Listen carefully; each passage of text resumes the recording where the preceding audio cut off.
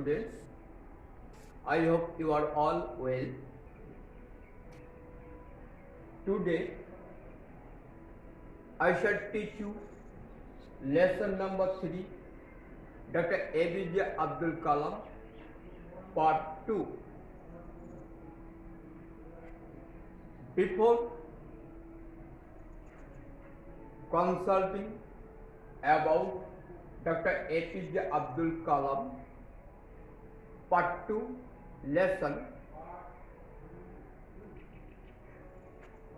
I will tell you a few more information about Dr. Kalam. His full name, Abul Fakir Jalaluddin Abul Kalam. His father's name was Jalaluddin. His mother's name was Ashema. His father was a boat owner and a fisherman. He was Imam of the local mosque. His mother was a good housewife. He was born on 15th October 1931 in Rameswaram in Tamil Nadu. He died on 27th July in 2015.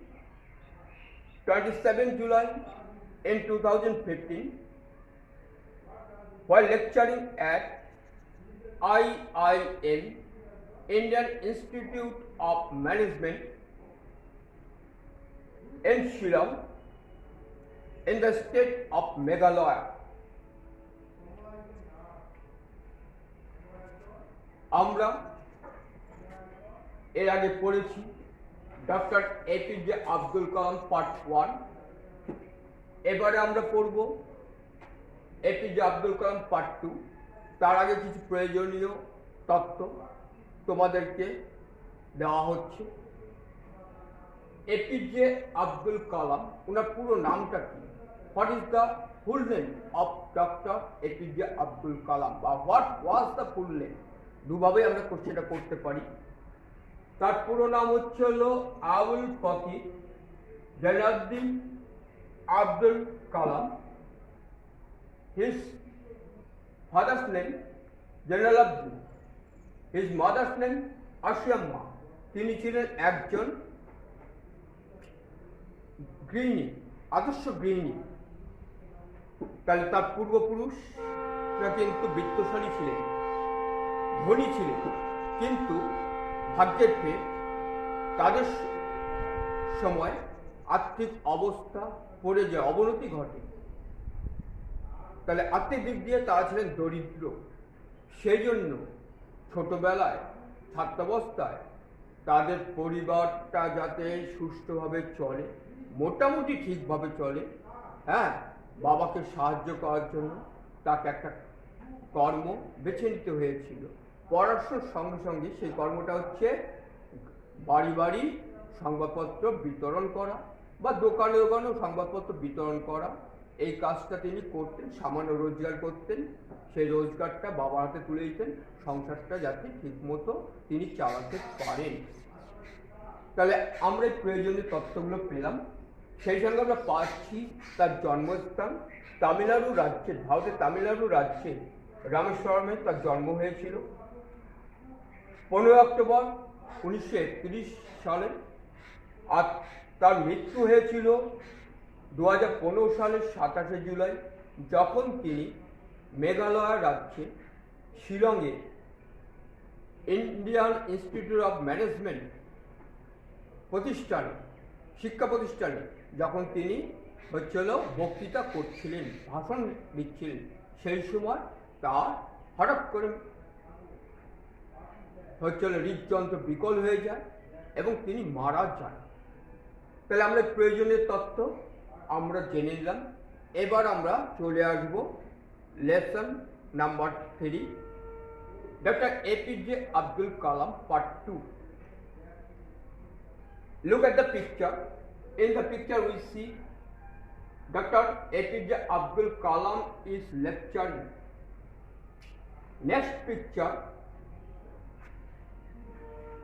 we see he is lecturing in the class. Dr. Abdul Kalam রাষ্ট্রপতি হিসেবে অবসর গ্রহণের পর তিনি কিন্তু বসে থাকেননি। তিনি বিভিন্ন শিক্ষা প্রতিষ্ঠানে হচ্ছিল ছাত্রছাত্রীদের সাথে মেলামেশা করেছেন, তাদেরকে তিনি নতুন নতুন পাঠ শিখিয়েছেন, বক্তৃতা করেছেন, যাতে ছাত্রছাত্রীরা অনুপ্রাণিত হয় এবং সেই সঙ্গে শিক্ষক শিক্ষিকাদেরকেও তিনি অনুপ্রেরণা দিয়েছিলেন। তাহলে ছবিতে আমরা সেটা দেখতে পাচ্ছি। প্রথম ছবিতে আমরা দেখতে পাচ্ছি ডক্টর কালাম বক্তৃতা করছেন।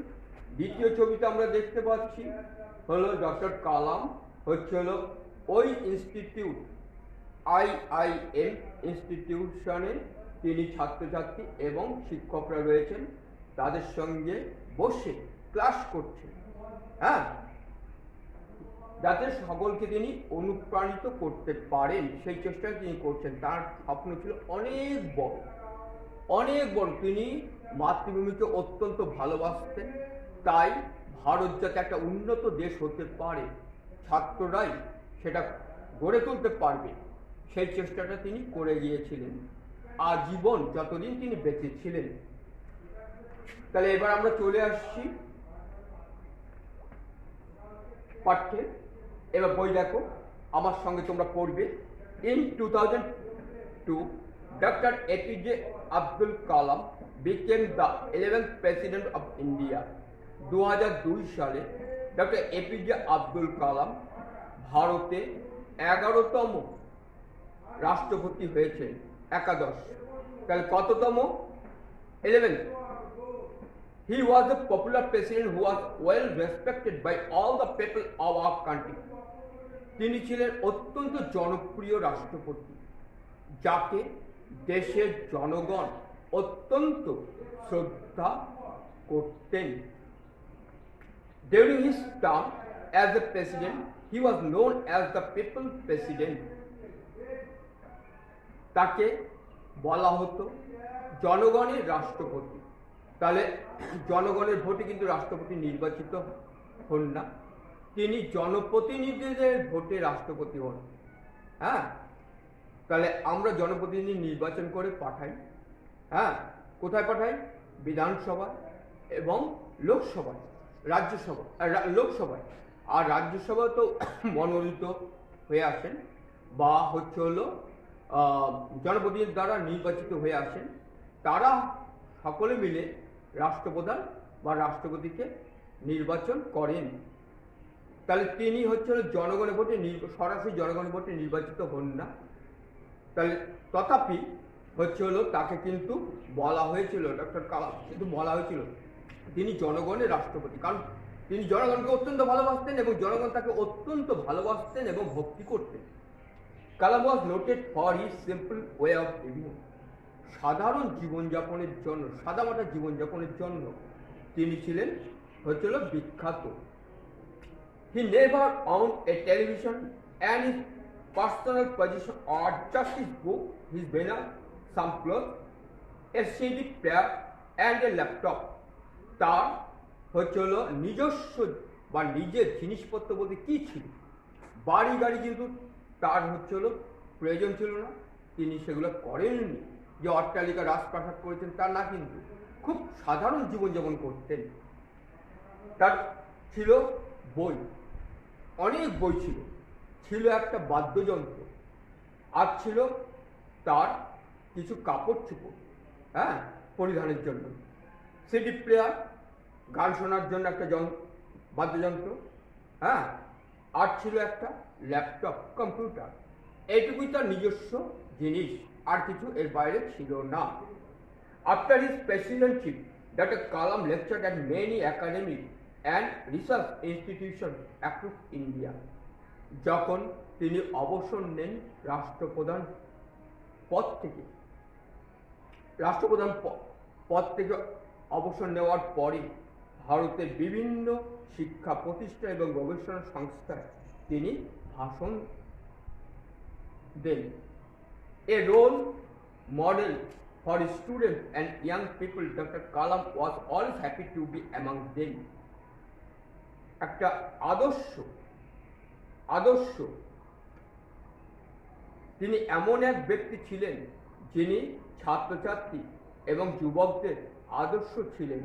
তাদের সঙ্গে থেকে অর্থাৎ ছাত্রছাত্রী এবং যুবকদের সঙ্গে তিনি মেলামেশা করে তিনি হচ্ছিল সুখ পেতেন। He had set a target of meeting and interacting with as many students as possible, যত তাড়াতাড়ি সম্ভব, কারণ তার বয়স হয়েছিল, তাই হচ্ছে তার কর্মক্ষমতা থাকতে থাকতে যত বেশি সংখ্যায় সম্ভব তিনি ছাত্রছাত্রীদের সাথে হচ্ছিল ছাত্রছাত্রীদেরকে অনুপ্রাণিত করার জন্য তাদের সাথে সাক্ষাতের চেষ্টা তিনি করেছিলেন। সেটাই ছিল তার লক্ষ্য, যত বেশি সংখ্যায় পারা যায় ছাত্রদের সাথে তিনি মেলামেশা করবেন এবং তাদেরকে অনুপ্রেরণা দেবেন বা যোগাবেন। He said, I feel comfortable in the company of young people, particularly high school students. তিনি বলতেন, আমি যুবকদের সাথে হচ্ছিল সঙ্গ দিয়ে, বিশেষ করে উচ্চ বিদ্যালয় ছাত্রছাত্রীদের সাথে হচ্ছিল মেলামেশা করে বা তাদের সঙ্গ দিয়ে আমি স্বস্তি পাই, অর্থাৎ আমি আত্মসুখ অনুভব করি। Henceforth, I intend to share with them my experiences, helping them to ignite their imagination and preparing them to work for a developed India. সেই জন্য তিনি কি করতেন? তিনি ছাত্রছাত্রীদেরকে স্বপ্ন দেখাতেন, তারা যাতে ভাবতে পারে, চিন্তা করতে পারে, সে ভাবনা চিন্তার প্রদীপ তিনি প্রজ্বলিত করতেন মনের মধ্যে, এবং উন্নত দেশ গঠন অর্থাৎ ভারতবর্ষ যাতে উন্নত দেশ হতে পারে সেই জন্য তাদেরকে তিনি প্রস্তুত করার চেষ্টা করেছিলেন। তারা যাতে প্রস্তুত হতে পারে সেই জন্য তিনি তাদেরকে সাহায্য করতেন এবং অনুপ্রাণিত করতেন। Besides being an aerospace engineer, rocket engineer, technologist, scientist, teacher, and president of India, Dr. Kalam was a great author and poet. Dr. কালামের অনেক গুণ ছিল।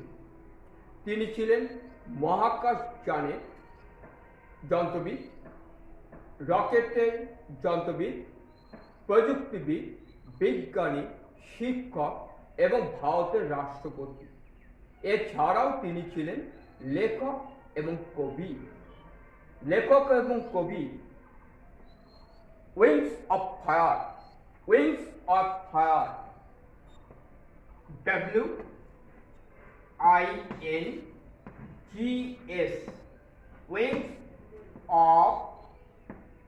Wings of Fire, এই বইটি তিনি লিখেছিলেন। তিনি আরো বই লিখেছেন, তার মধ্যে এটা একটা বই। হ্যাঁ, এরপরে লিখেছিলেন ignite, ICNITED,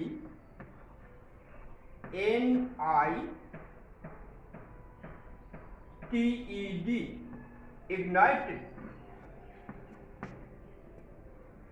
Minds, MINDS।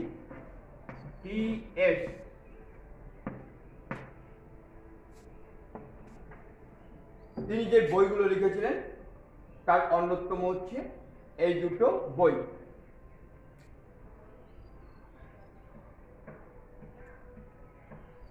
His works always inspired and motivated people of all age group. তার প্রত্যেকটি কথা সকল বয়সীদের অর্থাৎ সকল বয়সের মানুষকে সর্বদাই অনুপ্রাণিত করে।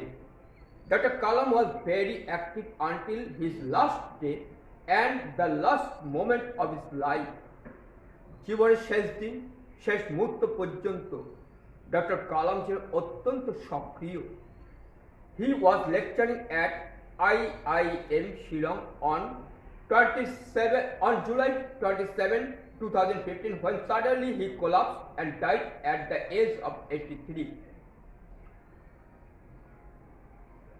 2015 সালে 27 জুলাই শিলংয়ে IIM Indian institute of management শিক্ষা প্রতিষ্ঠানে তিনি বক্তৃতা করছিলেন বা ভাষণ দিচ্ছিলেন। সে সময় হঠাৎ করে তার হৃদযন্ত্র স্তব্ধ হয়ে যায়, থেমে যায় এবং তিনি 83 বছর বয়সে মারা যান বা পরলোকগমন করেন। অ্যান্ড দ্য ওয়ার্ল্ড মোন the loss of this great and inspiring soul. এই মহান এবং এই মহান ব্যক্তিত্ব যিনি সকলকে অনুপ্রেরণা দেন, উনার মৃত্যুতে গোটা বিশ্ব শোকাহত হয়। কারণ বিশ্বের মানুষ তাকে জানতেন বা তাকে চিনতেন, তাকে শ্রদ্ধা করতেন। তাই হলো গোটা পৃথিবী এত বড় মানুষটা বিজ্ঞান হিসাবে এবং অন্যান্য গুণের জন্য তাকে শ্রদ্ধা করতেন। তার মৃত্যুতে তারা শোকাহত হয়েছিল। He once said, education values imparted in childhood are more important than education in college and university. তিনি একবার বলেছিলেন যে মহাবিদ্যালয় এবং বিশ্ববিদ্যালয়ে ছাত্রছাত্রীদের চেয়ে হচ্ছিল সেই বয়সের ছাত্রছাত্রীদের চাইতে ছোটবেলায় শিক্ষা এবং মূল্যবোধ দেওয়াটা হচ্ছিল বেশি উপযোগী। অর্থাৎ বড় হওয়ার পরে যদি সেই মূল্যবোধের শিক্ষাটা দেওয়া যায় সেটা যতটা না কার্যকর হয়, কিন্তু ছোটবেলায় যদি মনের মধ্যে সেটা ঢুকিয়ে দেওয়া যায় সেই শিক্ষা এবং মূল্যবোধ, তাহলে সেটা অনেক বেশি কার্যকর হয়। সে কথা তিনি বলেছিলেন। Doctor Kalam had and will inspire everyone to work hard to achieve their aim and make India a developed country. Dr. Kalam